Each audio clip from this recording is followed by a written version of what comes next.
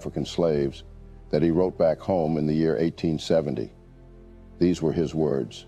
In less than I take to talk about it, these unfortunate creatures, 84 of them, wended their way into the village where we were. Some of them, the eldest, were women from 20 to 22 years of age, and there were youths from 18 to 19 years. But the large majority was made up of boys and girls from 7 years to 14 or 15 years of age. A more terrible scene than these men, women, and children I do not think I ever came across. To say that they were emaciated would not give you an idea of what human beings can undergo under certain circumstances. Each of them had his neck in a large forked stick weighing from 30 to 40 pounds and 5 or 6 feet long, cut with a fork at the end of it where the branches of a tree spread out. The women were tethered with bark thongs, which are of all things the most cruel to be tied with. Of course, the bark thongs are soft and supple when first stripped off the trees, but a few hours in the sun would make them about as hard as the iron-round packing cases. The little children were fastened by thongs to their mothers.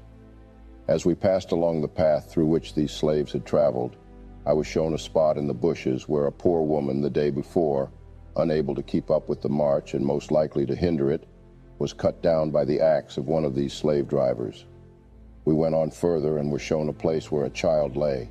It had been recently born and its mother was unable to carry it from debility and exhaustion. So the slave trader had taken this little infant by its feet and dashed its brains out against one of the trees and thrown it in there. Such was the brutality meted out to the Africans by the Arabs. Looking at all this in a very factly honest manner, the totality of the unthinkable, horrid practices besetted upon a certain group of people. Historians agree that it is a mistake to equate the bare survival of Africa with cultural or social or economic stagnation, for the slave trade visited such panoply of tragically interconnected disasters into the lives of every African for centuries, so that they have worked their way into the very racial memory of the continent and its people, particularly females, that only with time and kindness can it be expunged from the psyche of Africa. The Arabs' treatment of black Africans can aptly be termed an African genocide.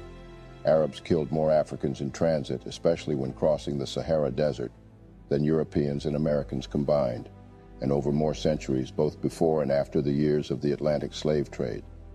Arab Muslims began extracting millions